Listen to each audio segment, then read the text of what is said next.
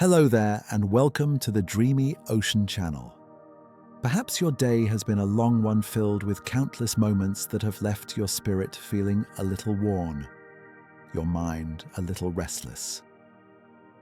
Allow this quiet space to envelop you now, a gentle invitation to release the day's lingering echoes.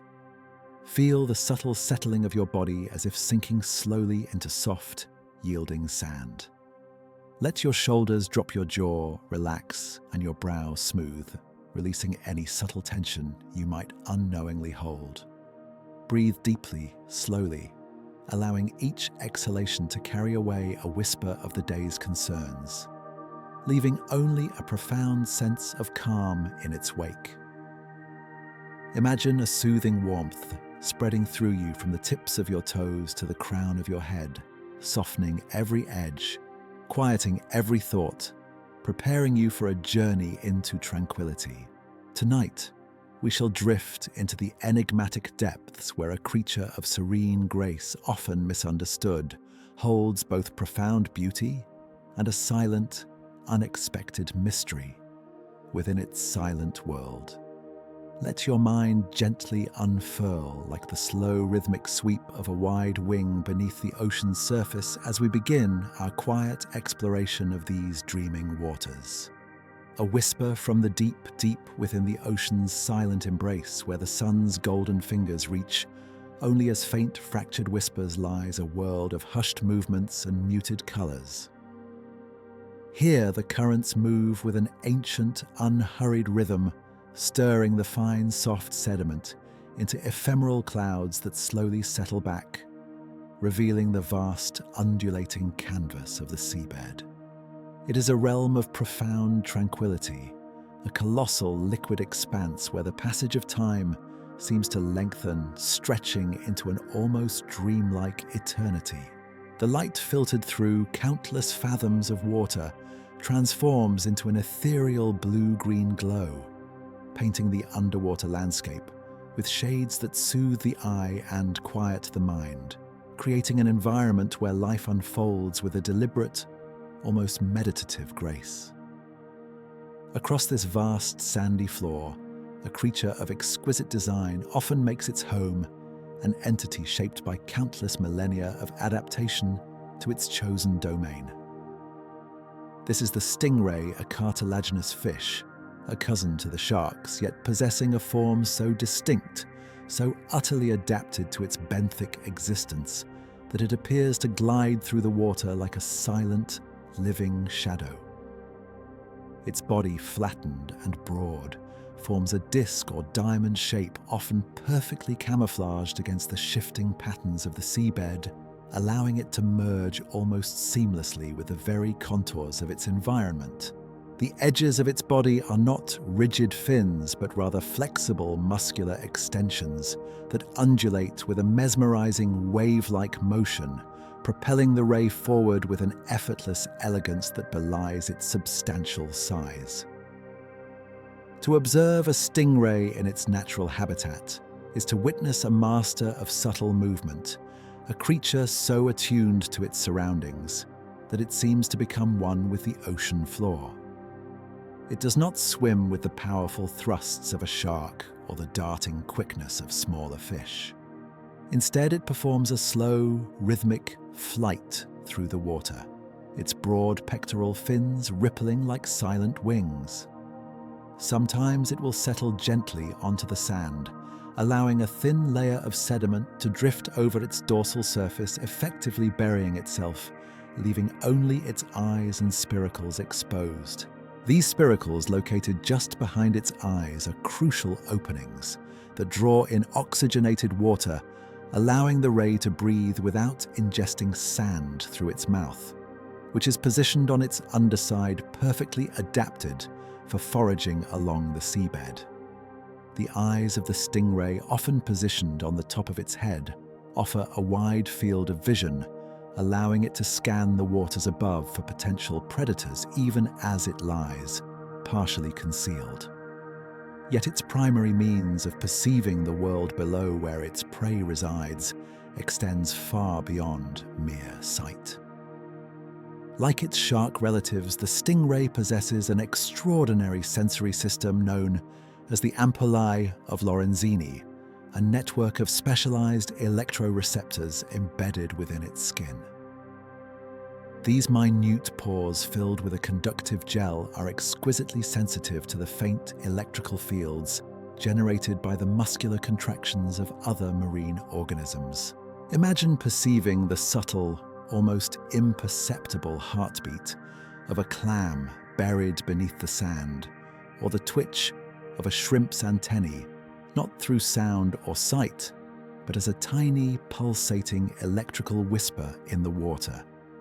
This remarkable ability allows the ray to detect hidden prey with astonishing precision even in the murkiest conditions or under layers of sand, transforming the ocean floor into a map of living electrical impulses.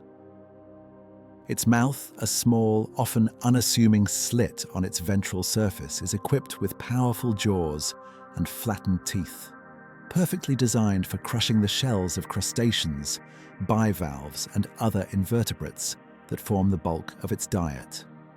With a gentle sweep of its wing-like fins, a ray can stir the sand, revealing the delectable morsels hidden beneath, then swiftly engulf them. This methodical, almost serene foraging behavior is characteristic of most stingray species, which are not hunters in the aggressive sense, but rather patient gatherers sifting through the ocean's bounty with an ancient, instinctive wisdom. Their existence is largely one of quiet sustenance, a continuous, unhurried exploration of the seabed, punctuated by moments of rest and gentle movement. It is within this context of peaceful coexistence that we must understand the creature's most distinct and perhaps most feared physical characteristic, the caudal spine commonly known as the barb. This elongated, serrated structure sheathed in a thin layer of integumentary tissue is typically located on the dorsal side of the ray's long, whip-like tail. It is not a weapon wielded in aggression, but rather a purely defensive mechanism deployed only when the ray feels directly threatened or cornered. Most often, this occurs when an unsuspecting human or predator accidentally steps upon or otherwise disturbs a ray that is resting partially buried in the sand or attempting to flee. The stingray's natural inclination is to avoid confrontation, to glide away silently, to disappear into the vastness of the water or the camouflage of the seabed. The barb is a final, desperate recourse, a silent promise of protection, seldom invoked yet profoundly effective when the creature perceives its very survival to be at stake. The vast majority of interactions between humans and stingrays occur without incident, a testament to the ray's inherently docile nature. Millions of swimmers, divers, and waders share the shallow coastal waters and deeper reefs where these creatures reside, and only a tiny fraction ever experience a sting. The ocean, after all, is a realm of immense scale, a watery universe where countless lives unfold, simultaneously largely unseen by human eyes. For every fleeting glimpse of a ray gliding gracefully through a sun-dappled lagoon, there are countless others resting in unseen depressions, foraging in the twilight zones, or simply passing through the boundless blue. The sheer improbability of an accidental encounter leading to injury speaks volumes about the ray's avoidance strategies and its general lack of hostility towards larger beings. It is a creature that seeks peace, not conflict, its existence a quiet testament to the enduring balance of the marine world. Even the very composition of its body, composed primarily of cartilage rather than bone, speaks to a certain flexibility and adaptability, allowing it to navigate the complex underwater landscape with a fluid grace. This ancient skeletal structure shared with sharks has served these creatures well for hundreds of millions of years, enabling them to thrive in diverse marine environments, from the shallowest estuaries to the deep ocean floor. Their coloration, often a mottled brown-grey or sandy hue, is a further extension of their commitment to discretion, allowing them to melt into the background, becoming almost invisible to the casual observer. This mastery of camouflage is not a trick, but a fundamental aspect of their being, a quiet assertion of their place within the ecosystem, allowing them to rest, hunt, and exist largely undisturbed in their watery domain. Thus, the stingray drifts through its life, a creature of quiet dignity and ancient lineage, a living component of the ocean's grand, intricate design. Its presence is a whisper from the deep, an echo of primordial times, reminding us of the subtle beauty and often hidden complexities that lie beneath the shimmering surface of the world's waters. It exists in a state of continuous gentle communion with its environment, a silent navigator of the seabed, whose actions are driven by instinct and the timeless rhythms of the ocean itself. Its story is one of adaptation, of survival, and of an unexpected, profound grace that permeates the very essence of its being, inviting us to look closer, to understand more deeply, and to appreciate the quiet majesty of its underwater world. The ocean's currents continue their slow, ceaseless journey, and with them, the stingray, a silent sentinel of the deep, continues its unhurried dance through the dreaming waters. Echoes of the ocean floor. Long before the first human gaze ever met the ocean's shimmering surface, before the continents had settled into their familiar shapes, and when the very air breathed a different composition, the ancestors of the creatures we now know as stingrays were already charting their slow, deliberate course through the ancient seas. Their lineage stretches back through the immense, unhurried epochs of Earth's history, a deep, silent river of time, flowing for hundreds of millions of years. Imagine a world profoundly different, where colossal ferns dominated the land, and the oceans teemed with life forms that now exist only as whispers in the fossil record. It was within these primordial waters during the Devonian period, a staggering 400 million years ago, that the first cartilaginous fish, the chondrichthyes, began their enduring journey.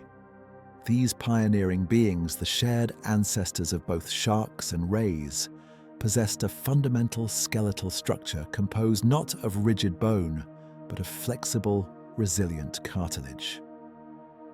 This lighter, more adaptable framework offered distinct advantages in the ancient seas, allowing for agile movement and efficient buoyancy control without the energetic cost of building and maintaining a calcified skeleton.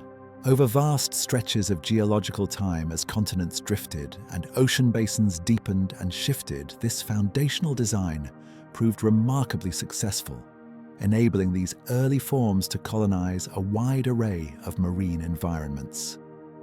Their bodies, though perhaps less robust in preservation than those of bony fish, were perfectly suited for the dynamic pressures of an evolving planet, a testament to nature's elegant engineering.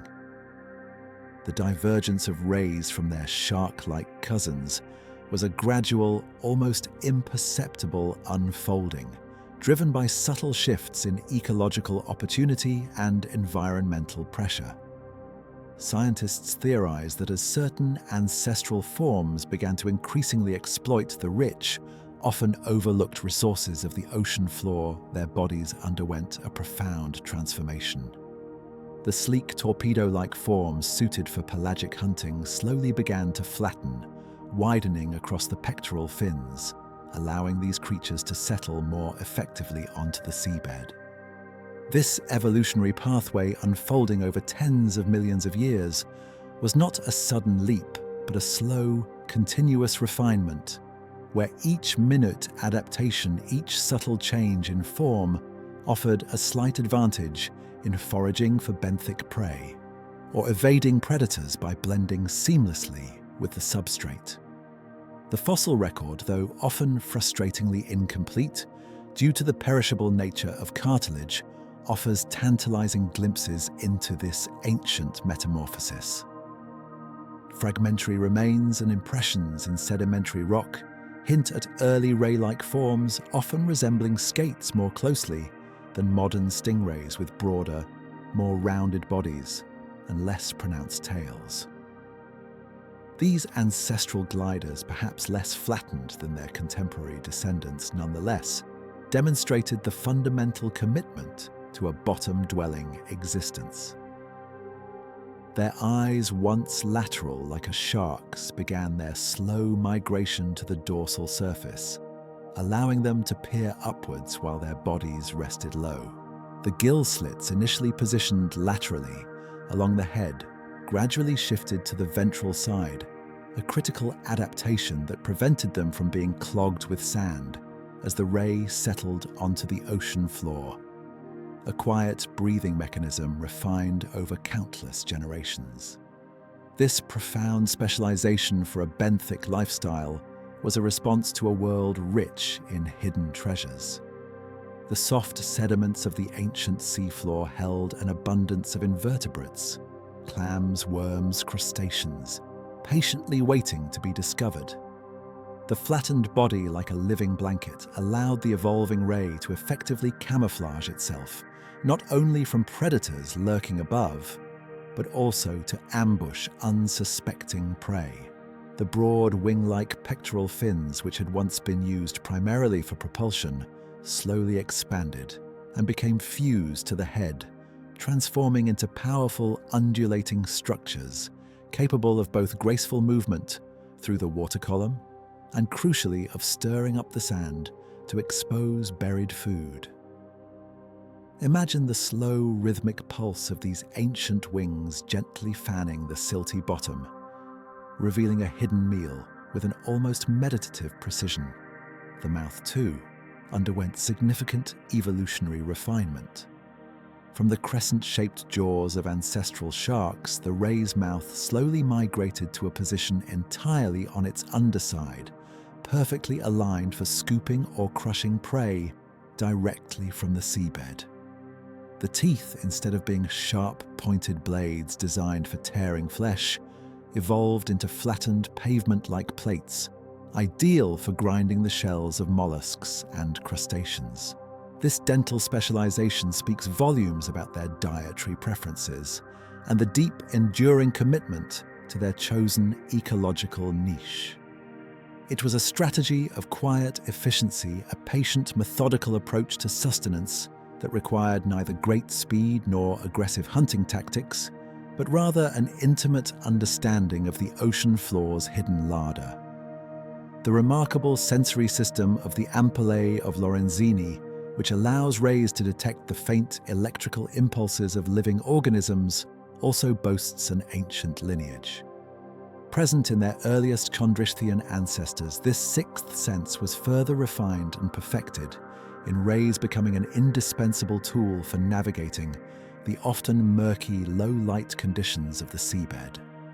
Imagine the slow, evolutionary dance of these sensory pores, gradually increasing in number, and sensitivity becoming exquisitely tuned to the subtle, bioelectric whispers emanating from a buried crab or a motionless worm. This ancient sensory apparatus, honed over eons, allowed the ray to perceive a world beyond sight, transforming the ocean floor into a vibrant, pulsing map of potential meals, even in the deepest gloom. The resilience of this ancient design is truly astounding. The ray's fundamental body plan has persisted through multiple mass extinction events, geological cataclysms that reshaped life on Earth, wiping out countless other species. While some lineages vanished into the annals of prehistory, the stingrays, with their adaptable cartilaginous skeletons, their specialized benthic lifestyle, and their remarkable sensory prowess, continued to glide through the waters, silent witnesses to the planet's dramatic transformations. Their enduring presence is a testament to the profound success of their evolutionary strategy, a design so perfectly suited to its environment that it has weathered the storms of deep time, emerging largely unchanged in its fundamental elegance. Today, the diverse array of modern rays, from the vast plankton-feeding manta rays that soar through open waters, to the skates with their often thorny backs to the electric rays capable of generating powerful shocks, are all echoes of this ancient, successful lineage. Each variant represents a subtle branching from that primordial path, a further exploration of the possibilities inherent in the flattened cartilaginous form. Yet at their heart, all these creatures carry the whisper of their deep past, the genetic memory of those first gliders who spread their fins across the silent, ancient ocean floor, patiently seeking their place in a world still forming. The stingray we observe now carries within its very form the accumulated wisdom of hundreds of millions of years, a living fossil gracefully continuing its unhurried journey through the dreaming currents, an ancient glider in a modern sea. Anatomy of the elusive ray. The very essence of the stingray's being its silent architecture is a profound testament to the elegant efficiency of natural selection, a design perfected over countless epochs to thrive in the tranquil, often dimly lit realm of the ocean floor. Imagine, if you will, a creature sculpted by the gentle pressures of deep time, where every curve, every subtle contour, every internal mechanism serves a specific, unhurried purpose. Its most striking feature, the flattened disc-shaped body, is not merely a form, but a profound statement of adaptation, allowing it to press itself intimately against the seabed, becoming almost one with the shifting sands and rocky outcrops. This broad, expansive form, resembling a kite or a diamond gliding through a liquid sky, is composed primarily of the fused pectoral fins which extend laterally from the head and trunk, creating a seamless aerodynamic profile that minimizes drag and maximizes camouflage. Beneath the smooth, often mottled skin lies the foundational structure of this silent architect, a skeleton crafted entirely from cartilage. Unlike the rigid, calcified bones that support most fish cartilage, offers a remarkable blend of strength and flexibility, a pliable framework that allows the ray to navigate its environment with an almost fluid grace. This lighter skeletal material contributes to its benthic lifestyle, reducing its overall density and enabling it to settle gently onto the seabed without expending excessive energy. It is a framework that allows for subtle, continuous adjustments, a gentle yielding to the currents, and a resilient spring against the pressures of the deep, a silent internal ballet of suppleness and support. The expansive pectoral fins which form the bulk of its flattened body are not simply passive structures. They are powerful, undulating organs of propulsion, moving with a mesmerizing wave-like rhythm that sends ripples through the surrounding water. Picture the slow, rhythmic sweep of these magnificent wings, rising and falling with an almost hypnotic regularity, propelling the ray forward with an efficiency that seems to defy effort. This undulatory motion is akin to a gentle, continuous breath, drawing the creature through the water column, allowing it to hover suspended or to glide effortlessly just above the sand. When resting, these same fins can be subtly manipulated to draw a thin veil of sediment over its dorsal surface, instantly transforming the ray into an almost invisible part of the ocean floor, a master of disappearing in plain sight. Emerging from the posterior of this flattened disc is the tail, a structure that varies greatly among the hundreds of stingray species, yet always carries a profound significance. Often long and whip-like, it can be slender and tapering or broader, and more muscular depending on the ray's specific habitat and lifestyle. It is along the dorsal surface of this tail, typically closer to the base, where it meets the body, that the creature's most renowned defensive tool, resides the caudal spine, more commonly known as the barb. This is not a simple spike, but a complex, intricately designed structure, often serrated along its edges like a miniature ancient saw. It is composed of dentin, a material similar to tooth enamel, and can be remarkably strong and sharp. Encasing this formidable spine in many species are one or more grooves that house glandular tissue capable of producing venom. This venom is a complex mixture of proteins, enzymes, and other compounds designed to inflict pain and cause physiological disruption, not as a predatory weapon, but purely as a deterrent against perceived threats. The barb itself is sheathed in a delicate integumentary layer, a thin skin that covers its surface. When the ray feels threatened and lashes its tail, this sheath can tear, releasing the venom into the wound caused by the barb's penetration. It is a mechanism of last resort, a silent promise of self-preservation activated only when the ray perceives an imminent danger that cannot be escaped through camouflage or flight. Moving towards the anterior, the head region of the stingray reveals a suite of specialized organs, each finely tuned to its benthic existence. Positioned dorsally atop its flattened head are the eyes. While they offer a broad field of vision to scan the waters above for predators, they are not the primary sensory organs for detecting prey hidden beneath the sand. Instead, directly behind each eye lie the spiracle's two prominent openings that serve as crucial inlets for oxygenated water. As the ray rests or forages on the seabed, its ventral mouth and gills might be pressed against the substrate. The spiracles allow it to draw in clean, sediment-free water for respiration, pumping it over the internal gill filaments and out through the gill slits located on its underside. This ingenious adaptation prevents the delicate gill structures from becoming clogged with sand, ensuring a continuous silent flow of life-giving oxygen. On the ventral surface of the head, perfectly positioned for its bottom-dwelling diet, is the mouth.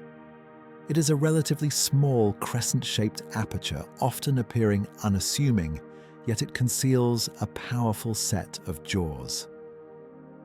Unlike the rows of razor-sharp teeth found in many sharks, the stingray's mouth is typically lined with flattened pavement-like plates, or small, blunt teeth. These specialized dentition are perfectly adapted for crushing the hard exoskeletons of crustaceans, the shells of bivalves and other invertebrates that form the bulk of its diet. Imagine the silent, methodical crunch as it grinds through a clamshell, extracting the soft tissues within, a testament to its patient, sifting, foraging strategy. Adjacent to the mouth, also on the ventral side, are the nostrils. These are not used for breathing, but are highly sensitive chemoreceptors, allowing the ray to detect faint chemical cues in the water, such as the scent of prey or the presence of predators. This keen sense of smell or olfaction complements its other sensory abilities, guiding it through the submarine landscape with an unseen chemical map. Perhaps the most remarkable of the ray's sensory organs, however, are the ampullae of Lorenzini.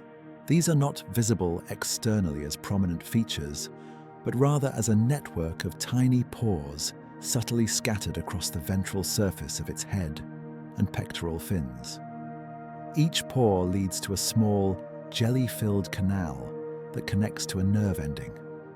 These specialized electroreceptors are exquisitely sensitive to minute electrical fields generated by the muscular contractions of other marine organisms, even those buried beneath layers of sand. Imagine perceiving the faint, almost imperceptible bioelectric whispers of a hidden crab's heartbeat, or the subtle twitch of a shrimp's antennae, not through sight or scent, but as a direct electrical signal.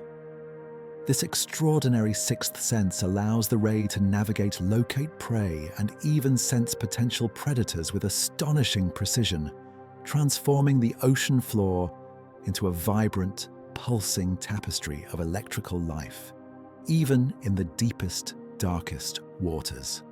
Internally, the stingray's organs are arranged to accommodate its flattened form. Its internal gill arches, typically 5 pairs, lie within gill slits on the ventral surface, efficiently extracting oxygen from the water, drawn in through the spiracles. The digestive system is relatively straightforward, with a stomach and spiral valve intestine, a common feature in cartilaginous fish, which increases the surface area for nutrient absorption despite its compact length. A large oil-rich liver provides buoyancy and energy, reserves a silent internal engine that aids in its unhurried existence. Its brain, though small in comparison to its body size, is a complex processing center, integrating the vast array of sensory information streaming in from its eyes, nostrils, lateral line system, detecting water movement and the remarkable ampullae of Lorenzini, constructing a comprehensive, nuanced perception of its underwater world. The skin itself is not always smooth. Many species possess dermal denticles, tiny tooth-like scales, that give the skin a rough, sandpaper-like texture.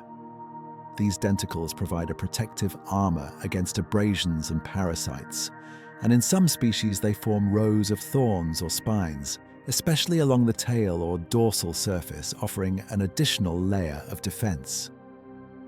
The coloration of the skin, as mentioned, is often a masterpiece of camouflage, ranging from sandy browns and mottled greys to darker hues, perfectly mimicking the varied textures and colors of the seabed, allowing the ray to melt into its surroundings with an almost magical subtlety.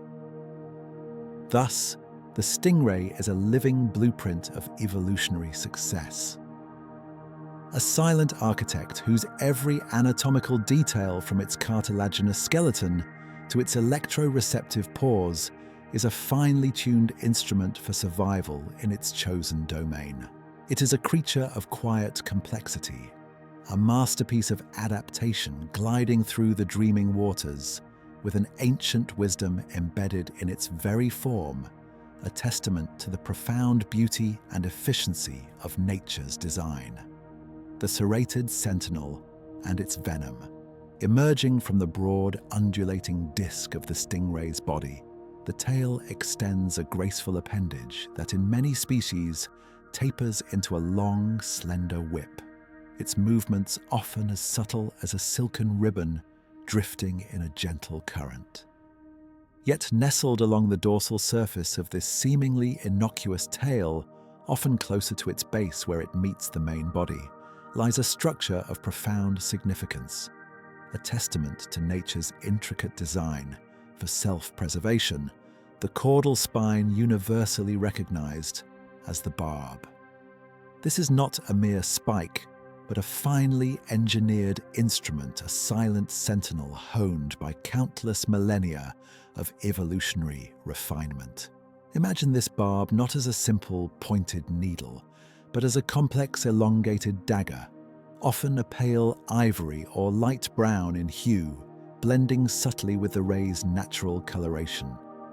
Its composition is primarily dentin, a dense calcified tissue, remarkably similar to the material that forms our own teeth, granting it exceptional hardness and resilience.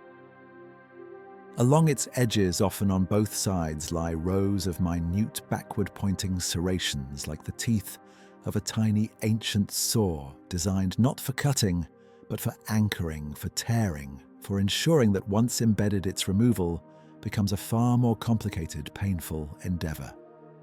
The tip itself is acutely pointed, capable of piercing flesh with surprising ease, a sharp, silent promise of defense. This formidable spine can vary dramatically in size and number across the diverse family of stingrays. Some species may possess a single, relatively short barb, while others might bear multiple spines of varying lengths, sometimes arranged sequentially along the tail. Each one a potential guardian. The length can range from mere centimeters in smaller species to well over 30 centimeters in larger individuals, a silent blade capable of inflicting a significant wound. Furthermore, these barbs are not permanent fixtures. They can be shed periodically, often once or twice a year, much like a snake sheds its skin with a new, sharper spine, growing in beneath the old one ready to take its place. This regenerative capacity ensures that the ray always possesses its primary defensive tool, a continuous renewal of its ancient protection.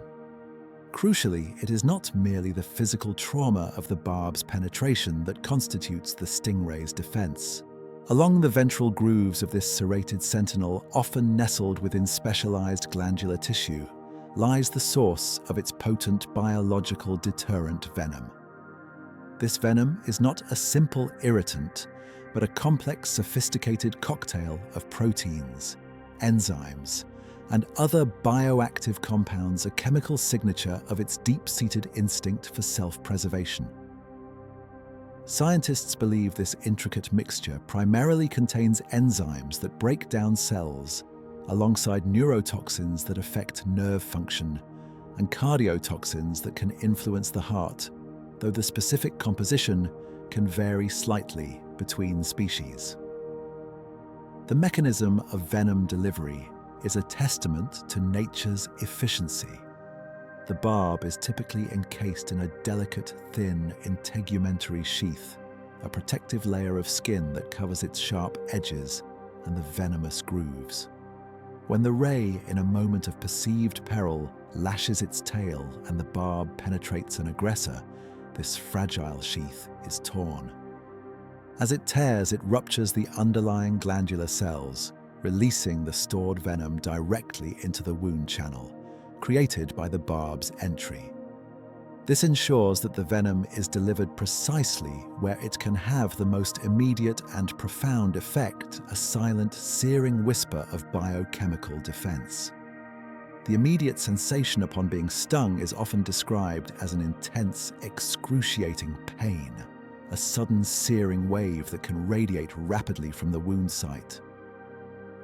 Imagine a deep, burning ache quickly escalating to a throbbing, relentless agony that can persist for many hours, sometimes even days, overwhelming the senses and demanding absolute attention. This profound pain is a direct consequence of the venom's action, a powerful signal to the aggressor to retreat and leave the ray undisturbed. Beyond the initial overwhelming pain, the venom initiates a cascade of physiological responses within the affected tissue. It can cause localized vasoconstriction and narrowing of the blood vessels, which restricts blood flow to the area. This can lead to a blanching of the skin around the wound, sometimes followed by a bluish discoloration known as cyanosis, as oxygen-depleted blood stagnates. Swelling is almost immediate and can become pronounced as fluid, accumulates in the damaged tissues, creating a taut, painful distension. Redness and warmth often accompany this inflammation as the body's immune system rushes to respond to the foreign compounds and cellular damage. Furthermore, the venom can induce muscle spasms and cramps in the vicinity of the sting, contributing to the intense discomfort and potentially impairing movement. In more severe cases, or when the venom load is substantial, systemic symptoms can manifest, spreading beyond the localized wound. These might include nausea, a deep, unsettling queasiness in the stomach, sometimes leading to vomiting, diarrhea, weakness, profuse sweating, and even a drop in blood pressure known as hypotension have been reported. While extremely rare in highly susceptible individuals or with very severe envenomations, there have been isolated reports of cardiac arrhythmias or respiratory distress, underscoring the potent nature of this defensive cocktail. The physical trauma caused by the barb itself adds another layer of complication. The serrated edges and often significant length of the spine can create a ragged, deep puncture wound that is difficult to clean thoroughly. Fragments of the integumentary sheath, or even pieces of the barb itself, can break off within the wound, acting as foreign bodies that can exacerbate pain, hinder healing, and provide sites for secondary infections. These infections, often bacterial, can be severe and lead to further tissue damage, abscess formation, and prolonged recovery periods. In some instances, tissue necrosis, the death of cells and tissues, can occur around the wound site, requiring surgical debridement and extended medical care. It is crucial to reiterate that this formidable defensive system is almost exclusively deployed in response to a perceived threat, never in aggression. The stingray is not a predator of humans. It is a creature whose primary instinct is to avoid confrontation, to merge with its environment, to glide silently away from any disturbance. Stings almost invariably occur when a human inadvertently steps on a ray that is resting partially buried in the sand in shallow waters, or when a diver or wader accidentally corners or startles the animal. The tail lash is a reflexive, instantaneous response, a desperate act of self-preservation from a creature that feels its very existence is imperiled. Therefore, the serrated sentinel and its venom represent a marvel of nature's design, a potent yet rarely used insurance policy against harm. It is a quiet declaration of the ray's right to exist undisturbed in its watery realm, a powerful deterrent that speaks volumes without uttering a sound. This ancient guardian, with its silent promise of pain, serves as a stark reminder that even the most serene and seemingly gentle inhabitants of the ocean possess profound, intricate mechanisms for survival, each one, a testament to the ceaseless, unhurried artistry of evolution. The deep ocean currents continue their endless whispering journey, and with them the stingray, a living embodiment of nature's potent, elegant design, continues its unhurried dance through the dreaming waters. Understanding the instinctive reaction, the ocean in its vast, undulating expanse is a realm where countless lives intertwine, each creature navigating its existence guided by ancient instincts, honed over immense stretches of time. For the stingray, a silent glider across the seabed, its primary directive is one of avoidance of blending, of remaining unseen within the muted palette of its environment. Its very form, its coloration, its habit of settling into the soft sediments, all speak to a profound desire for discretion, for a peaceful, undisturbed existence. The stingray is not a predator in the conventional sense, nor is it inherently aggressive towards larger beings, particularly humans. Its default posture, its fundamental mode of interaction with the world, is one of quiet retreat, a slow, unhurried withdrawal from any perceived disturbance. Imagine a stingray resting motionless on the sandy bottom, perhaps partially concealed beneath a delicate dusting of sediment, its eyes peering upwards, its spiracles gently drawing in water. Its presence is often imperceptible, a living shadow perfectly merged with the patterns of the seabed. In this state of quiet repose, its energy is conserved, its vulnerability minimized, allowing it to remain unnoticed by both potential predators and unsuspecting prey.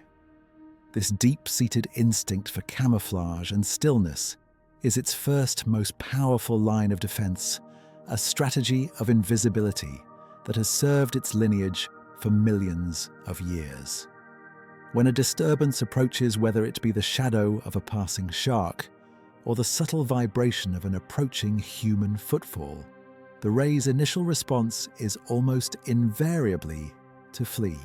It will typically lift its broad, wing-like pectoral fins and glide silently away, seeking deeper water, a more secluded patch of sand, or simply a greater distance from the source of the perceived threat. This escape maneuver is executed with an elegant, unhurried grace, a testament to its hydrodynamic form and efficient propulsion. It is a creature that prefers to vanish, to dissolve into the blue, rather than to engage in confrontation. However, there are specific circumstances, rare and often tragic, where this innate desire for avoidance is overwhelmed, leading to the deployment of its formidable defensive mechanism, the caudal spine or barb. These instances are almost always characterized by a sudden, direct and inescapable threat, a moment where the ray perceives its very survival to be unequivocally imperiled. The most common scenario, particularly for humans, involves inadvertently stepping upon a stingray. Picture a wader slowly shuffling through shallow, warm coastal waters, perhaps enjoying the gentle lapping of the waves, their feet sinking slightly into the soft, yielding sand.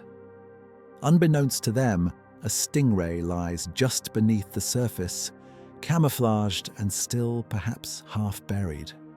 As the foot descends, the ray is suddenly violently pressed down, trapped against the unforgiving seabed.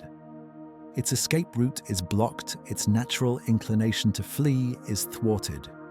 In that fraction of a second, a primal instinct honed over millions of years overrides all other responses. The ray does not attack, it reacts. This reaction is a swift, powerful and reflexive lash of the tail. It is not a deliberate aggressive strike aimed at a target, but rather a desperate, involuntary flail, an instinctive whip-like motion designed to dislodge or deter whatever is pressing down upon it. The tail with its serrated barb is flung upwards and forwards, often arching over the ray's body, driven by an urgent, overwhelming need for self-preservation. If the object pressing down happens to be a human foot leg, or, in extremely rare and unfortunate circumstances, the chest, the barb can become embedded. The trajectory of the tail lash is not precise. It is simply a forceful expulsion of the threat, a desperate attempt to create space and allow for escape. The depth and location of the barb's penetration are largely a matter of chance, dependent on the angle of the ray's tail, the position of the human, and the force of the reflexive lash. In most cases involving waders, the sting occurs in the foot or ankle, causing intense localized pain and swelling. However, in exceedingly rare instances, such as when a diver or snorkeler might inadvertently hover directly above a resting ray, or if the ray is startled from below, the tail could conceivably strike higher on the body. The incident involving the renowned conservationist Steve Irwin, while deeply tragic, was an extraordinary anomaly, a confluence of highly unusual circumstances that led to a direct strike to the chest, a location almost unheard of in documented stingray envenomations. Scientists believe that the barb in this singular event pierced a vital organ, leading to a rapid, fatal outcome, an almost unimaginable misfortune given the ray's typical defensive posture. It is crucial to understand that the stingray does not hunt humans, nor does it possess any malice or aggressive intent towards them. Its venom is not designed to kill large mammals, but rather to inflict searing pain and deter predators in its marine environment, or to punish perceived threats that disregard its warnings. The pain and physiological effects of the venom are designed to be a potent, immediate deterrent to make the aggressor release its pressure and retreat, allowing the ray to escape to safety. The sting is a desperate plea for space, a powerful signal of "leave me alone," rather than an act of calculated aggression. This instinctive reaction, honed over eons, highlights a fundamental principle of wildlife interaction: respect for boundaries. When humans enter the marine environment, they become visitors in a complex ecosystem where every creature has its place, its instincts and its mechanisms for survival. The stingray's defensive posture serves as a stark reminder that even the most seemingly docile inhabitants of the sea possess the means to protect themselves when pushed to their absolute limits. Understanding this instinctive reaction fosters a deeper appreciation for these creatures and encourages responsible behavior in their habitat. The Stingray Shuffle. A technique where waders gently shuffle their feet along the sandy bottom rather than stepping heavily is a simple yet highly effective preventative measure. This shuffling motion disturbs the sand ahead of the wader, giving any resting ray ample warning and opportunity to glide away silently, avoiding a direct accidental encounter. It is a gesture of mutual respect, acknowledging the ray's desire for peace and providing it with the space it instinctively seeks. Thus, the stingray's defensive posture is not one of aggression, but a profound testament to its deep-seated instinct for survival. It is a creature that desires only to exist undisturbed, a silent glider whose formidable barb and venom are reserved for those rare, desperate moments when its very existence is threatened.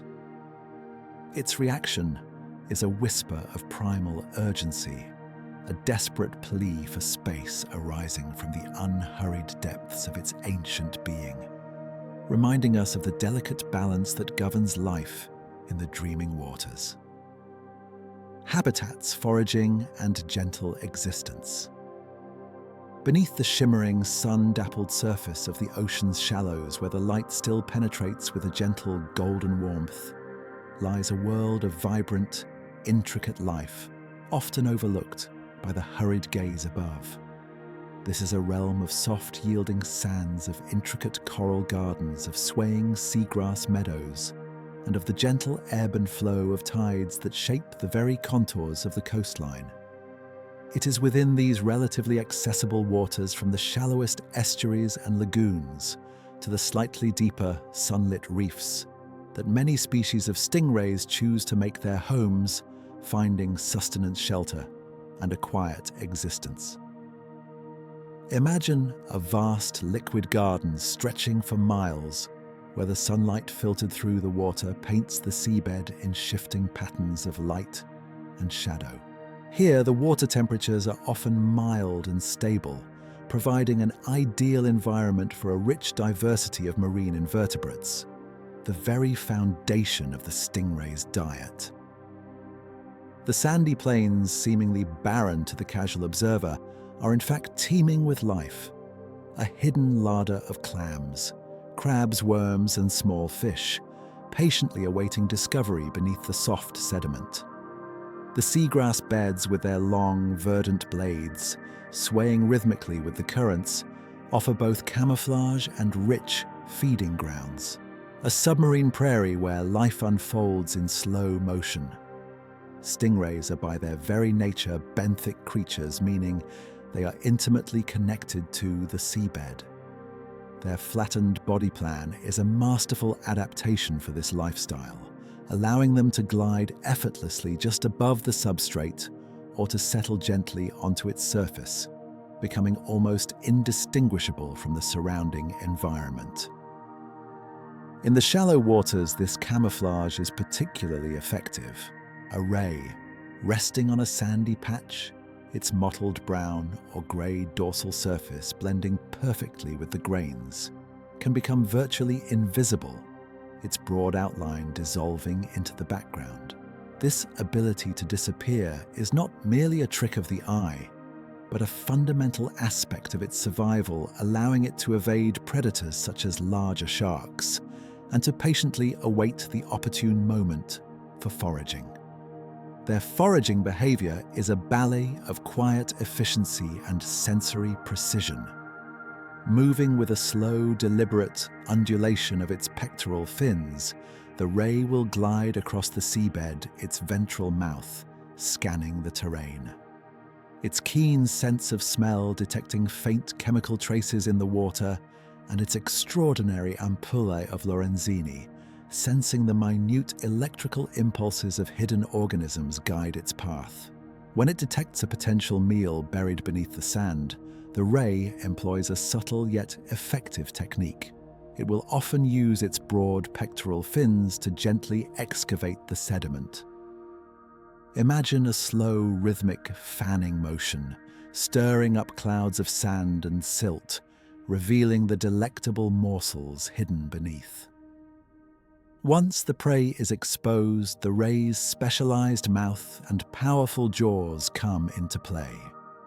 Its flattened pavement-like teeth are perfectly designed for crushing the hard shells of crabs and clams, or for grasping the soft bodies of worms and small bottom-dwelling fish. The process is methodical, unhurried, a quiet feast extracted from the ocean's bounty. This patient sifting method of feeding stands in stark contrast to the swift, predatory strikes of many other marine hunters.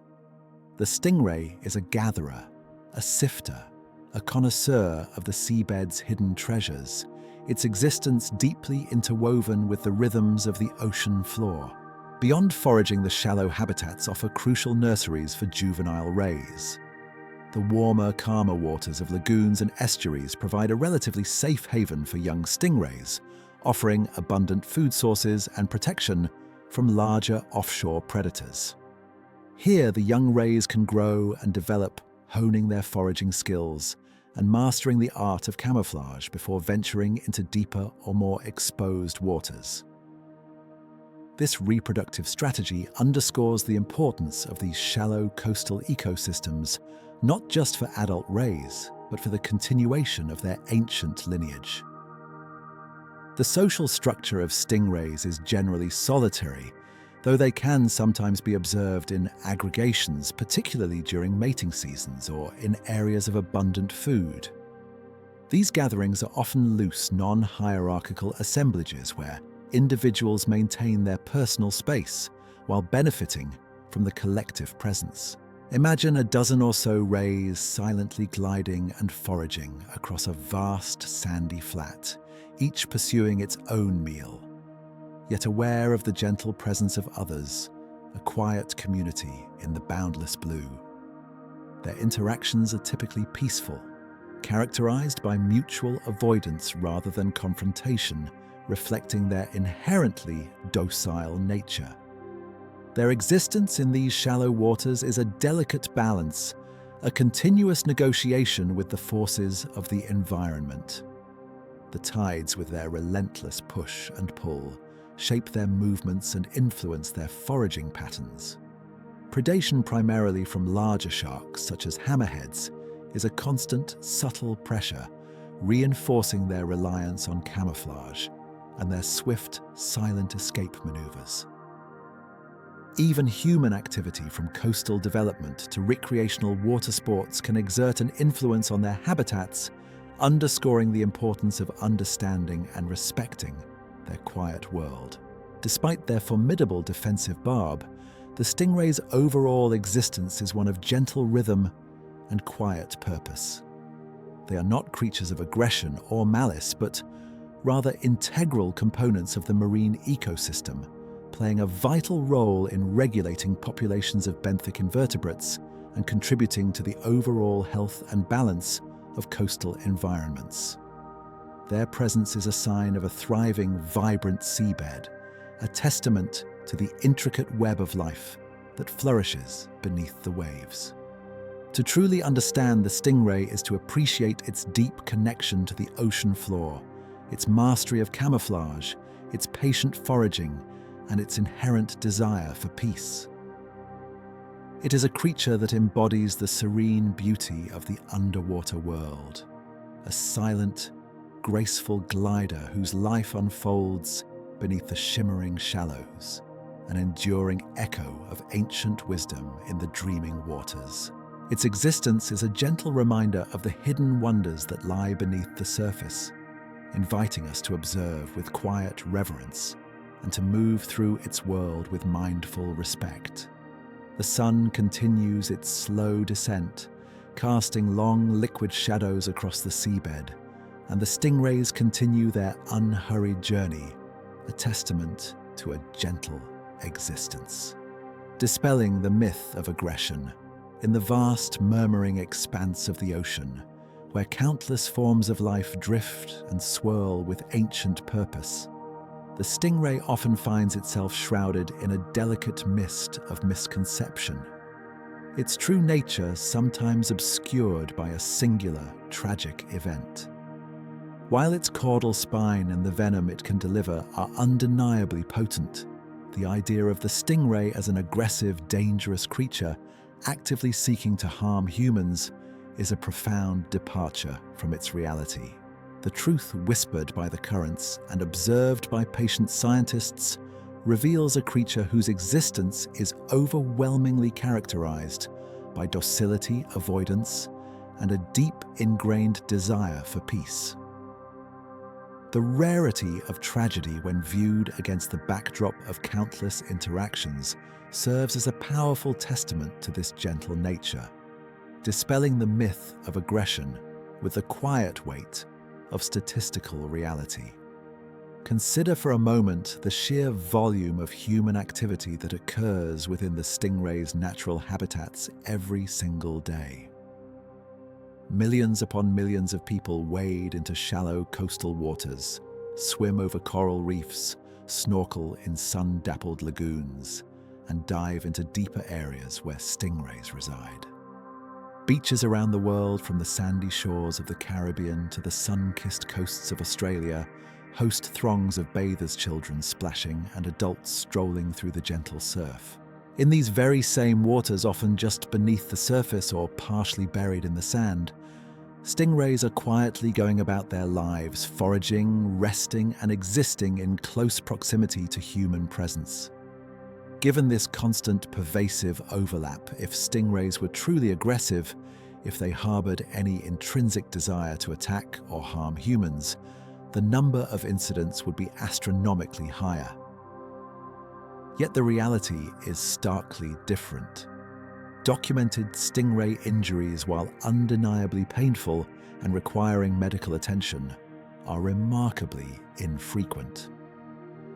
Fatalities in particular are so exceedingly rare that they stand out as statistical anomalies, singular events that underscore the creature's general lack of hostility rather than proving its danger. Scientists and marine biologists consistently emphasize that stingray encounters resulting in injury are almost exclusively defensive in nature, a desperate reflexive response to an accidental and often unavoidable provocation. The primary mechanism for injury, as explored previously, is almost always when a human inadvertently steps upon a resting or partially buried ray. Imagine the profound shock and sudden crushing pressure experienced by a creature that is simply attempting to remain unnoticed. Its finely tuned sensory systems, suddenly overwhelmed by the immense unfamiliar weight, trigger an instantaneous involuntary reaction. The tail lashes out not with malice, but with a primal urgency, a desperate attempt to dislodge the perceived threat and create an avenue for escape. This is not an attack. It is a defensive flail, a silent scream for space, driven by the most fundamental instinct for self-preservation. Furthermore, it is crucial to differentiate between different types of rays. While the broader category of rays includes majestic manta rays that filter plankton in open water and electric rays that can deliver a powerful shock, the term stingray specifically refers to those species equipped with a venomous barb. Even within this group, there is a wide spectrum of size, habitat, and temperament.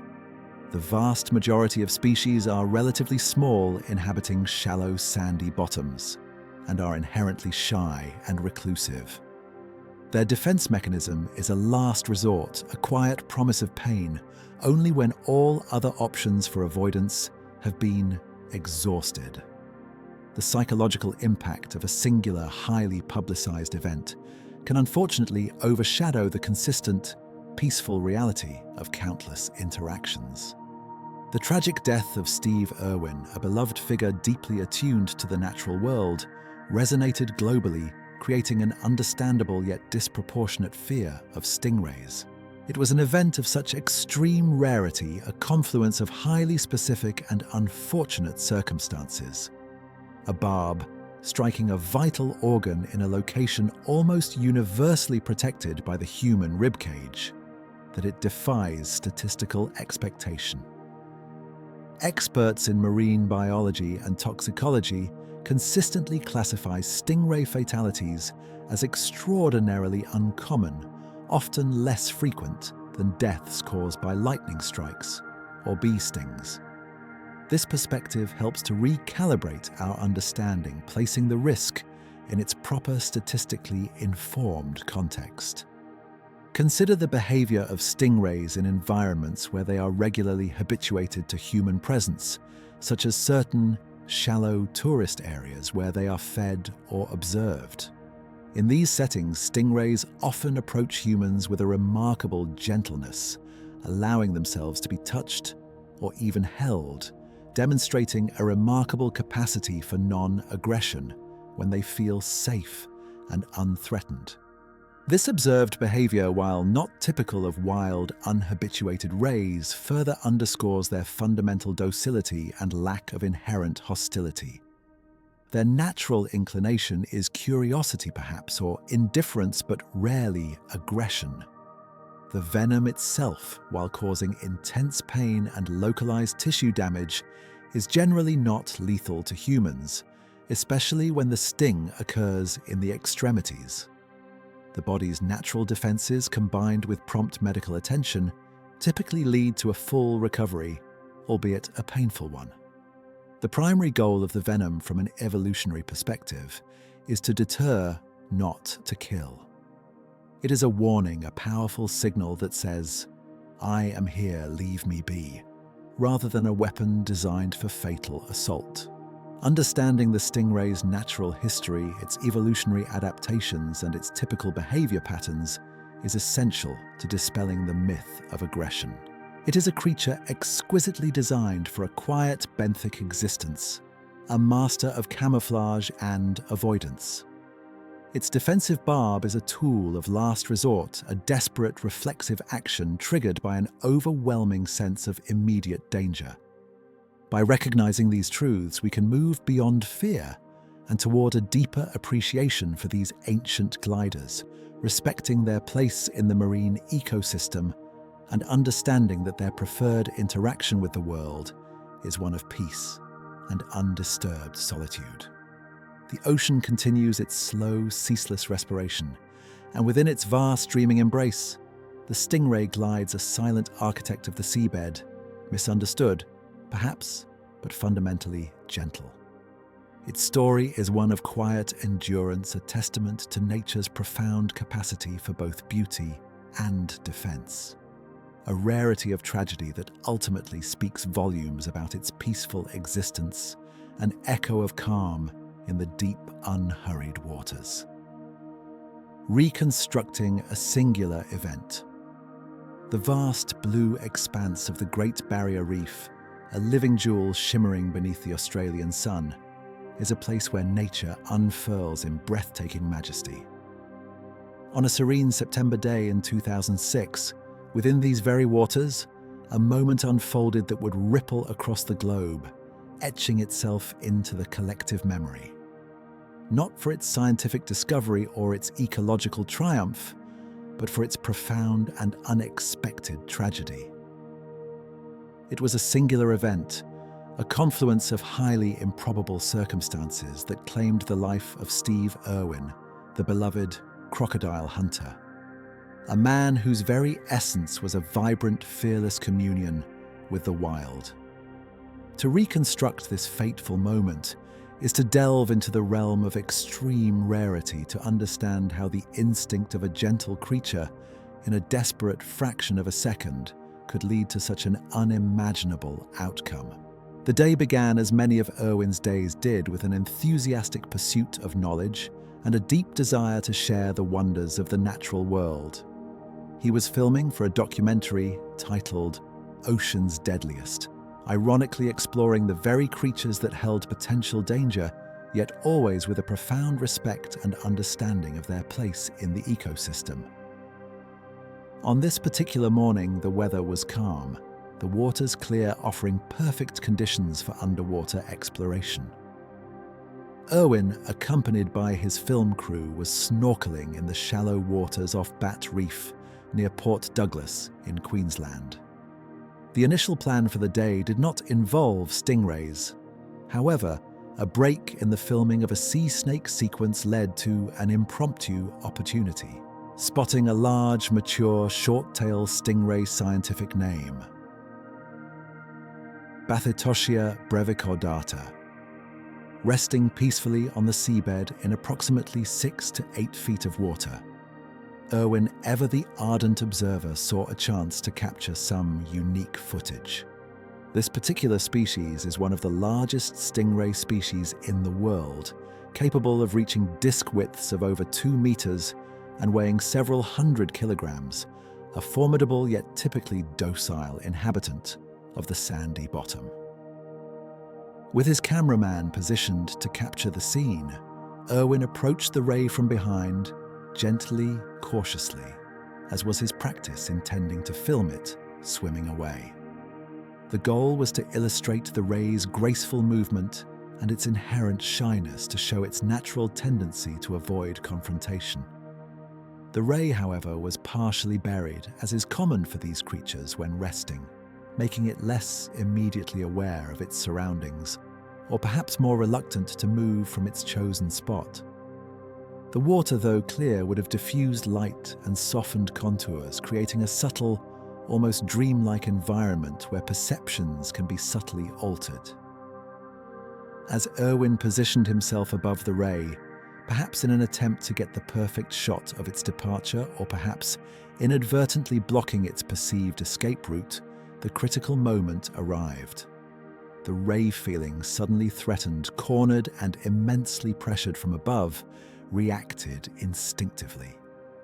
It was not an act of aggression, not a calculated strike, but a sudden, violent, reflexive lash of its powerful tail.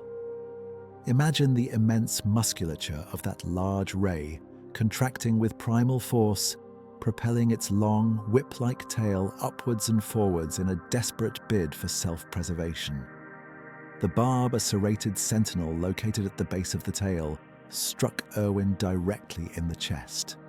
This was an almost impossibly rare and tragic trajectory. Stingray injuries, when they occur, are overwhelmingly inflicted upon the lower extremities, the foot, ankle, or leg, when a person accidentally steps on the ray. For the barb to strike the chest, it implies a very specific, unfortunate alignment of events. Irwin was likely positioned directly above the ray, perhaps almost hovering over it, and the ray's tail, in its defensive upward thrust, found an unshielded path to a vital area. The barb in this singular, dreadful instance was not merely a superficial puncture. It is believed to have penetrated his chest wall, passing through muscle and tissue, and most critically, pierced his heart. The precise wound was described by medical personnel as a massive trauma to the heart, a direct, fatal injury. The serrated edges of the barb, designed to resist withdrawal, would have caused significant internal damage as it entered and potentially tore through the delicate cardiac tissue. Furthermore, while the venom of stingrays is designed to cause excruciating pain and localized tissue damage, it is generally not considered lethal on its own for large mammals. However, in this specific case, the immediate cause of death was attributed to the physical trauma of the barb's penetration into the heart, leading to massive internal hemorrhage and cardiac arrest, rather than the venom itself. The pain described by those who have survived stingray envenomation as intense and searing would have been immediate and overwhelming. The shock of the physical impact, combined with the sudden catastrophic damage to his most vital organ, would have rapidly incapacitated him. The crew, witnessing the sudden turn of events, immediately rushed to his aid, pulling him back onto their research vessel. Despite their frantic efforts and the rapid deployment of CPR, Steve Irwin's life ebbed away quickly. He was pronounced dead at the scene, a vibrant life extinguished in a mere matter of minutes by a creature whose instinct was only to defend itself. This incident, while undeniably a tragedy of immense scale, stands as a profound outlier in the annals of human-wildlife interactions. It remains one of only a handful of documented stingray fatalities globally, and almost certainly the only one involving a direct fatal strike to the heart. It was not an act of aggression from the ray, but a reflexive, desperate defense against a perceived threat amplified by an extraordinary twist of fate in the placement of the barb. The sheer unlikelihood of such a precise, devastating strike underscores the rarity of this event. In the aftermath, the scientific community and conservationists were quick to reiterate the generally docile nature of stingrays, emphasizing that this isolated tragedy should not lead to a widespread fear or demonization of these creatures. Steve Irwin, himself a man who dedicated his life to understanding and protecting wildlife, would have been the first to advocate for this perspective. His death, while heartbreaking, served as a stark, albeit unusual reminder of the power of nature and the inherent wildness that remains even in the most seemingly gentle of its inhabitants. The ocean continues its slow, ceaseless rhythm, and the stingrays continue their unhurried glide across the seabed, silent architects of their world. The fateful moment of that September day, a whisper of tragedy in the vastness of the reef, remains a somber echo, a singular event that stands apart, urging us to remember the rarity of such occurrences and to continue our journey of understanding and respect for all life in the dreaming waters. Other encounters and lessons learned. Beyond the powerful, resonating echo of a singular tragic headline lies a quieter yet far more pervasive truth about human interactions with stingrays.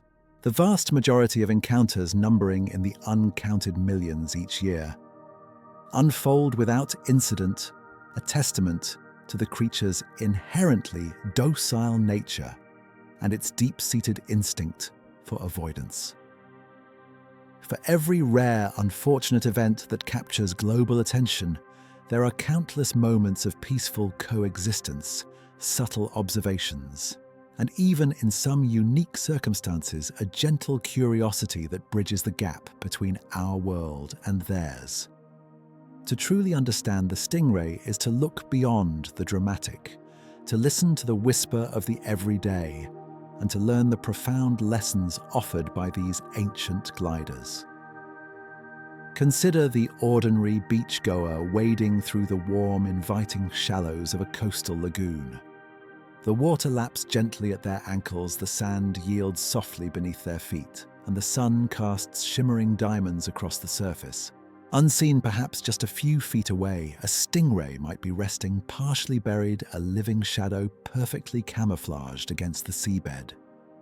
In most instances, the subtle vibrations of approaching footsteps, the faint ripple of displaced water, or the mere shadow cast from above will be enough to alert the ray.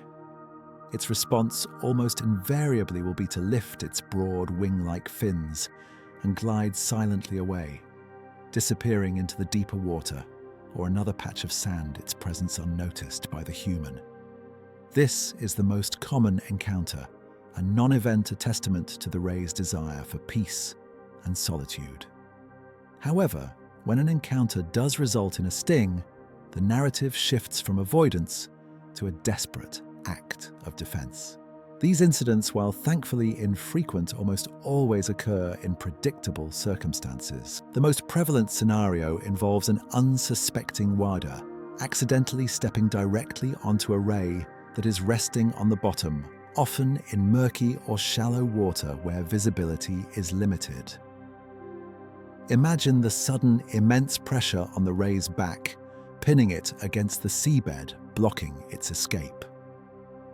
In that split second of perceived mortal danger, its powerful tail lashes out reflexively, a desperate attempt to dislodge the threat. The barb, designed for defense, penetrates the skin, typically in the foot or ankle, causing intense immediate pain and introducing venom into the wound. The immediate aftermath of such a sting is characterized by searing, throbbing pain that can radiate up the limb, accompanied by swelling redness and sometimes muscle cramps. While excruciating, these injuries are rarely life-threatening. The primary objective of treatment is to alleviate the pain and prevent infection. Immersing the affected limb in hot water, as hot as the individual can tolerate without scalding, is a common and often remarkably effective first aid measure. Scientists believe the heat helps to denature the protein components of the venom, reducing its activity and providing significant pain relief. Medical attention is crucial to properly clean and assess the wound, remove any barb fragments, and prevent secondary bacterial infections, which can be a serious complication due to the ragged nature of the wound and the potential for foreign material to remain embedded. Beyond accidental foot stings, other types of encounters, though rarer, also shed light on the ray's defensive posture. Divers or snorkelers, for instance, might inadvertently disturb a ray while exploring a reef, perhaps by swimming too close, blocking its escape, or reaching into a crevice where one is resting. In such cases, the ray's reaction remains consistent. It will attempt to flee. If flight is impossible, or if it feels directly threatened, the tail lash is its ultimate recourse. These stings can occur on various parts of the body depending on the angle of interaction, but again, they are defensive reactions, not predatory attacks. A fascinating aspect of stingray behavior, one that often goes unremarked upon, is their capacity for habituation. In certain areas where stingrays are regularly fed by humans or are accustomed to their presence, such as Stingray City in the Cayman Islands, these creatures exhibit a remarkable gentleness. Here, large aggregations of southern stingrays, scientific name Hypnotis americanus, approach humans without fear, allowing themselves to be touched, petted, and even held. They glide gracefully around visitors, their smooth skin brushing against hands, their curious eyes seeming to observe with a quiet intelligence. This profound trust, developed over years of positive interaction, is a powerful counterpoint to the narrative of danger, showcasing the ray's underlying docility when it perceives no threat. It is a living lesson in how human behavior can shape wildlife interactions, transforming potential fear into moments of gentle communion. These diverse encounters, from the unnoticed retreat to the rare sting to the moments of trust, collectively offer invaluable lessons. Firstly, they reinforce the critical understanding that stingrays are not aggressive. They are creatures of instinct, driven by the need to survive and avoid harm. Their defensive mechanism is a last resort, deployed only when they feel directly imperiled. Secondly, they emphasize the importance of mindful interaction with the marine environment. The stingray shuffle, shuffling one's feet along the seabed in shallow waters, is a simple yet highly effective preventative measure, giving any resting ray ample warning to move away. It is a gesture of respect, acknowledging the ray's need for space and providing it with the opportunity to exercise its natural instinct for avoidance. Furthermore, these lessons extend to the broader understanding of marine life. Every creature, from the smallest plankton to the largest whale, plays a vital role in the intricate balance of the ocean's ecosystems. Fear born of misunderstanding can lead to animosity and calls for eradication, which ultimately harm the delicate fabric of nature. Instead, knowledge cultivates respect, encouraging us to coexist harmoniously, to appreciate the unique adaptations of each species, and to protect the fragile beauty of their habitats. The ocean continues its slow, ceaseless work, shaping shorelines and stirring currents, and within its vast dreaming depths, the stingrays continue their unhurried journey. Their story told not just through headlines, but through the quiet rhythm of countless daily interactions is one of profound lessons learned that true understanding dissipates fear, that respect for boundaries fosters peace, and that even the most ancient and seemingly dangerous creatures are often at their core gentle inhabitants of a shared world, inviting us to look closer, to listen more deeply, and to embrace the quiet wisdom of the dreaming waters. Diversity in form and function. The single iconic image of a stingray flattened and gliding across the seabed represents but one exquisite facet of a much larger, more diverse and truly astonishing family of cartilaginous fish. Beyond the familiar venomous bottom dwellers lies a sprawling ancient lineage, the Batoidea encompassing over 600 known species, each a marvel of adaptation, a testament to nature's boundless creativity in shaping form and function. This is a world of rays where elegance meets efficiency, where silent gliders range from the diminutive palm-sized inhabitants of coastal lagoons to colossal giants that soar through the open ocean, filtering the very essence of the sea.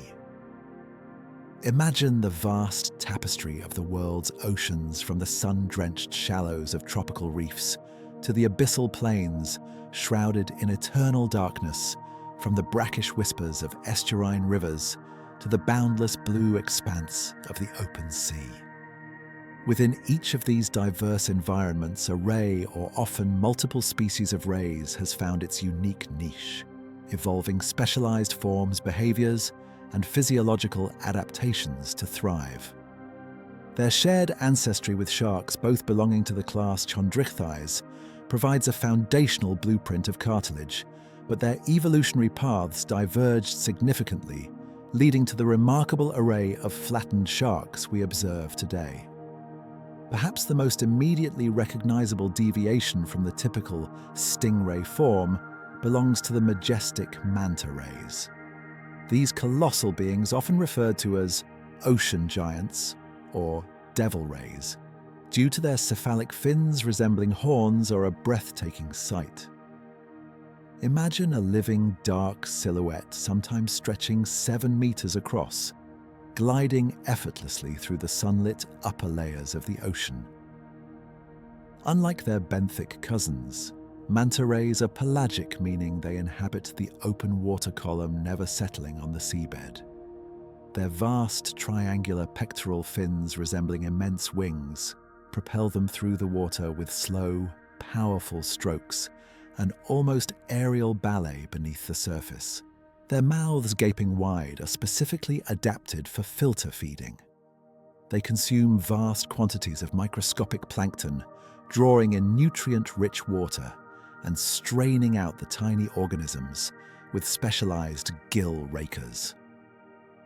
Manta rays do not possess a venomous barb, their defense lying in their sheer size, agility, and the vastness of the open ocean. They are gentle giants, living embodiments of oceanic freedom, their existence a testament to the evolutionary possibilities of the ray form. Then there are the skates, often mistaken for stingrays due to their similar flattened bodies, but possessing distinct characteristics.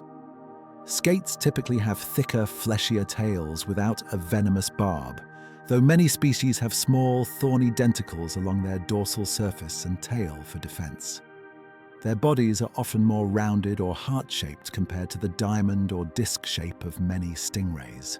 Skates are exclusively benthic, spending their lives on the ocean floor, often in colder, deeper waters than most stingrays. They lay eggs encased in leathery rectangular egg cases, often called mermaids' purses, which are a common sight washed up on beaches, a quiet testament to their reproductive strategy. Their foraging involves sifting through sediment for invertebrates and small fish, much like stingrays, but their overall morphology and reproductive methods set them apart as a distinct branch of the ray family. Consider the electric rays a truly unique and astonishing group. These rays possess specialized electric organs derived from modified muscle tissue, capable of generating powerful electrical discharges. Imagine a ray perhaps nestled in the sand, capable of delivering a shock strong enough to stun prey or deter a predator, a silent, invisible shield against harm. This remarkable ability, known as electrogenesis, is used both for defense and for subduing prey, allowing them to capture fish with a sudden, debilitating jolt. Their bodies are often thick and rounded, and their electric organs are typically located on either side of their head. Like many other rays, they are bottom dwellers often found in shallow, sandy habitats, their electrifying presence a hidden marvel of the deep. Beyond these major groups, the world of rays continues to unfold in a myriad of forms. There are the guitar fish with their elongated shark-like bodies and flattened heads representing an evolutionary bridge between sharks and true rays. These bottom dwellers often have a more tapered body resembling a guitar and are found in tropical and temperate waters foraging for invertebrates and small fish. Then there are the sawfish, magnificent and endangered creatures characterized by their long, flattened snouts, armed with sharp tooth-like denticles resembling a formidable saw blade. This specialized rostrum is used to slash through schools of fish or to excavate prey from the muddy bottoms of estuaries and coastal waters. Sawfish are unique in that they are often found in freshwater environments as well as marine, a testament to their adaptability, though they too are technically a type of ray. Even within the true stingrays Dashyatidae family, the diversity is astounding. From the small disc-shaped round rays that hug the coastal shallows, to the massive short-tail stingrays that can weigh hundreds of kilograms, to the graceful eagle rays with their distinct, often pointed snouts and powerful flapping wing-like fins that allow them to fly through the water column, briefly leaving the seabed. Each species has refined its form, its coloration, its venom composition, and its behavior to perfectly suit its specific niche, a testament to the continuous, unhurried artistry of evolution. This incredible diversity in form and function underscores a fundamental principle of life adaptation. Each specialized body shape, each unique sensory organ, each distinct foraging strategy is a finely tuned response to the pressures and opportunities of a particular environment. The flattened body, the cartilaginous skeleton, the ventral mouth, and the spiracles are common threads that weave through this vast family, but the endless variations on these themes demonstrate the profound flexibility of life's design. The world of rays is a quiet celebration of evolutionary success, a powerful reminder of the hidden wonders that lie beneath the ocean's surface, from the plankton-filtering giants to the electrifying ambush predators, from the sand-dwelling camouflagers to the river-dwelling sawfish. Each ray tells a story of adaptation, survival, and the enduring beauty of nature's boundless creativity. As the ocean currents continue their slow, ceaseless journey, these ancient gliders in their myriad forms continue their unhurried dance through the dreaming waters, a vibrant, diverse echo of life's endless possibilities. Conservation and human coexistence. In the profound, silent depths and the sun-kissed shallows of our world's oceans, the stingrays in all their diverse forms are far more than just fascinating creatures. They are integral components of marine ecosystems, often serving as quiet guardians of the seabed. Their very existence, their foraging habits, and their position in the food web contribute significantly to the health and balance of coastal and reef environments. Yet, like so many other inhabitants of our planet, these ancient gliders now face an array of challenges largely stemming from human activities, underscoring the critical importance of conservation efforts and a mindful approach to human coexistence.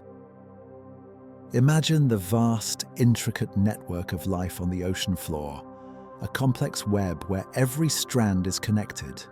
Stingrays, through their patient, methodical foraging, play a crucial role in regulating populations of benthic invertebrates. As they stir the sand with their broad fins and crush the shells of clams, crabs, and other bottom-dwelling organisms, they not only find sustenance for themselves, but also help to control the numbers of these species. This natural predation prevents any single invertebrate population from becoming overgrown, which could otherwise disrupt the delicate balance of the seabed community. Their presence helps to maintain biodiversity, ensuring a healthy turnover of life and contributing to the overall resilience of the ecosystem. Furthermore, by disturbing the sediment as they forage, stingrays contribute to nutrient cycling. The act of sifting through the sand releases trapped organic matter and nutrients back into the water column, making them available to other organisms, from microscopic plankton to larger filter feeders. It is a subtle yet continuous process, a silent contribution to the ocean's intricate nutrient pathways, underscoring their role as quiet architects of their environment. Their health, therefore, is directly linked to the health of the entire seabed ecosystem. However, the quiet existence of these guardians is increasingly threatened. One of the most significant pressures comes from overfishing. While not typically targeted directly by commercial fisheries, stingrays are often caught inadvertently as bycatch in various fishing operations, particularly those employing bottom trawls, gill nets, and long lines. Bottom trawling in particular involves dragging large, heavy nets across the seabed, indiscriminately capturing anything in their path, including rays that are resting or foraging on the bottom. These accidental catches can lead to significant population declines, especially for slow-reproducing species that take many years to reach sexual maturity.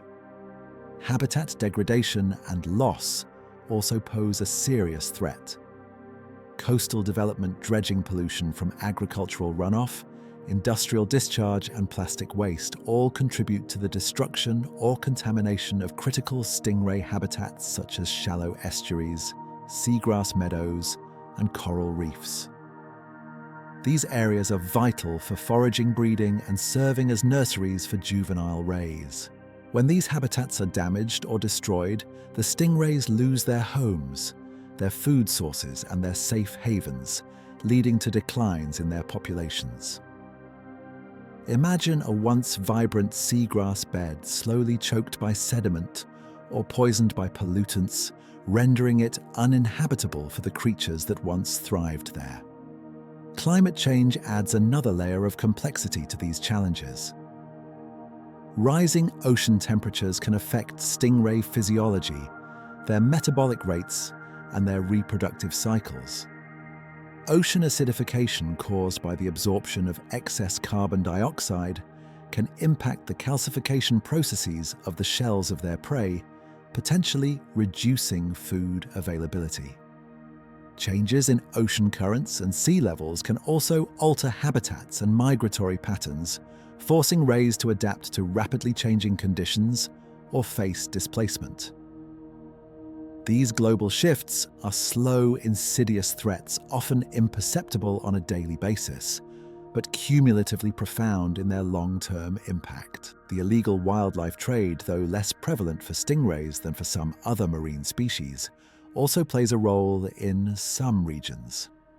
Certain ray species are targeted for their meat fins, which can be falsely marketed as shark fin, or for their skin used in leather products. The demand for exotic pets can also put pressure on certain smaller species, leading to unsustainable collection from the wild. In response to these growing threats, conservation efforts are becoming increasingly vital. Establishing Marine Protected Areas (MPAs) is a key strategy. These designated zones restrict or prohibit certain human activities such as fishing or development, providing safe havens where stingray populations can recover and thrive. Within these protected areas, their habitats are preserved, their food sources remain abundant, and their life cycles can unfold without undue anthropogenic pressure. Sustainable fishing practices are also crucial. This involves implementing stricter regulations on fishing gear, such as reducing the use of bottom trawls, promoting bycatch reduction devices, and setting quotas or seasonal closures to allow ray populations to recover. Education and awareness campaigns play a significant role in informing fishermen about the importance of releasing incidentally caught rays and promoting responsible fishing methods. Public education is perhaps one of the most powerful tools for fostering human coexistence. Dispelling the myth of stingray aggression, as we have explored, is paramount. By understanding their true nature, that they are docile, defensive, and vital to healthy ecosystems, people are more likely to support conservation initiatives and adopt responsible behaviors when interacting with them. Simple practices like the stingray shuffle in shallow waters, or maintaining a respectful distance while snorkeling or diving, can dramatically reduce the risk of accidental stings and foster a sense of mutual respect. Research and monitoring are also essential. Scientists continue to study stingray populations, their migratory patterns, reproductive biology, and ecological roles. This data provides crucial information for conservation managers, allowing them to make informed decisions about species protection and habitat management. Understanding where rays breed, where they feed, and how they move helps to identify critical areas for protection. Ultimately, the future of stingrays, these ancient guardians of the seabed, rests in our hands.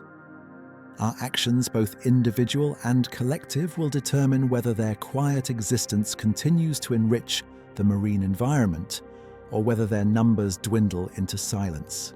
By embracing responsible practices, supporting conservation initiatives, and fostering a deeper understanding of these magnificent creatures, we can ensure that their graceful, unhurried dance through the dreaming waters continues for generations to come. It is a shared responsibility, a quiet promise to protect the delicate balance of our blue planet, allowing the stingrays to continue their vital role as silent architects and guardians of the deep. A gentle farewell to the deep as the sun begins its slow, unhurried descent below the ocean's horizon, casting long, liquid shadows across the undulating seabed. A profound stillness often settles upon the marine world. The vibrant activity of the day gradually softens, giving way to the quieter, more introspective rhythms of night. Within this deepening twilight, the stingrays, these ancient gliders, often transition from their active foraging to a state of profound rest, a quiet stillness that for us evokes the very essence of dreaming. While fish do not experience sleep in the same neurological way that mammals do, with distinct REM cycles and complex dream states, they do enter periods of reduced activity, metabolic slowdown, and diminished responsiveness, a state of deep, restorative repose that is their equivalent of slumber. Imagine a large, majestic stingray, its broad, flattened body a silent silhouette against the fading light, gently settling onto a patch of soft, yielding sand. With a subtle, almost imperceptible undulation of its pectoral fins, it might stir a thin veil of sediment, allowing a delicate dusting of grains to drift down upon its dorsal surface, camouflaging itself almost completely. Only its eyes, perhaps, and the twin openings of its spiracles remain visible like quiet sentinels, peering out from beneath a silken blanket of sand. In this motionless posture, its energy expenditure decreases dramatically. Its heart rate, which already beats with an unhurried rhythm, slows further, its internal systems shifting into a state of quiet maintenance. The continuous flow of water through its spiracles and over its gills remains steady, a silent, rhythmic breath that sustains its life, even in the deepest stillness. During these periods of profound rest, the stingray's responsiveness to external stimuli diminishes. It becomes less aware of subtle changes in its environment, less prone to immediate flight, unless directly and significantly disturbed. Yet even in this state of quietude, its remarkable sensory world does not entirely cease its subtle hum. The ampullae of Lorenzini, that extraordinary network of electroreceptors scattered across its ventral surface, might still be subtly attuned to the faint electrical whispers emanating from the seabed. Perhaps the rhythmic pulse of a buried clam or the almost imperceptible twitch of a shrimp's antenna continues to register as a faint, distant echo in its resting awareness. It is a state of being profoundly still, yet subtly connected, a form of conscious repose, where the boundaries between wakefulness and an almost dreamlike perception of its surroundings become beautifully blurred. This quiet, enduring presence on the ocean floor, this capacity for deep, unhurried rest, is what leads us to perceive them as ocean's dreamers. They are creatures intimately woven into the very fabric of the seabed, their forms sculpted by the gentle pressures of deep time, their existence a continuous slow-motion narrative unfolding across millions of years. When a stingray rests, it is not merely a cessation of movement. It is a profound immersion into the ancient consciousness of the ocean itself. The vast liquid expanse with its ceaseless currents and its silent hidden life seems to breathe and dream with these creatures, a shared rhythm that transcends the hurried pace of the surface world. Their long evolutionary journey, stretching back hundreds of millions of years, can be seen as a continuous, enduring dream. They have witnessed the slow drift of continents, the rise and fall of ancient seas, the ebb and flow of countless species, all while maintaining their fundamental form and their quiet, benthic existence. Each generation, each individual ray, carries within its cartilaginous structure and its instinctive behaviors the accumulated wisdom of this immense, unbroken lineage. They are living echoes of primordial times, their very presence a whisper from the deep past, continuing an ancient, unhurried dance through the dreaming waters. The ocean itself, a colossal living entity, seems to possess a dreamlike quality, its depths holding secrets and wonders beyond our full comprehension. The slow, rhythmic surge of the tides, the ceaseless whisper of the currents, the muted light filtering through countless fathoms, all contribute to an atmosphere of profound tranquility, a liquid dreamscape. Within this grand, continuous dream, the stingrays are among its most iconic inhabitants, their silent glides and their patient repose perfectly embodying the ocean's unhurried, timeless essence. They are not rushing, not striving, but simply being. A quiet affirmation of life's enduring beauty. Their intimate connection to the seabed further reinforces this perception of them as dreamers. They are not merely dwelling on the ocean floor, but seem to be an extension of it. Their camouflage, their foraging methods, their resting postures, all speak to a profound integration with the substrate. When a ray settles into the sand, it appears to merge, to dissolve into the very contours of the bottom, becoming part of the ocean's dreaming landscape. It is as if the seabed itself has stirred and come to life, breathing and moving with a slow, deliberate consciousness. In this quiet, continuous existence, the stingrays remind us of the profound serenity that can be found in stillness, in blending with one's environment, and in moving through the world with an unhurried grace. Their lives unfold in harmony with the ancient rhythms of the sea, a testament to the power of adaptation and the beauty of specialized existence. They are not creatures of fear or aggression, but rather guardians of the deep's quiet majesty, continuing their timeless journey, forever intertwined with the ocean's endless whispering dream. Their presence ensures that the seabed remains a vibrant, living testament to the intricate wonders that lie beneath the shimmering surface, a continuous, gentle unfolding of life's ancient story. And so, as we gently drift away from the silent, dreaming world of the stingray, feel the quiet ebb of our journey, much like the ocean's tide receding from the shore, leaving behind a tranquil, smoothed expanse. The last faint glimmer of our narrative now softly fades as the sun dips below the horizon of your awareness, drawing with it the day's lingering thoughts, allowing a profound quiet to settle within you. Just as the stingray finds its perfect stillness, melting into the soft, yielding contours of the seabed for its period of deep, restorative repose, allow your own being to surrender to the supportive embrace of your bed.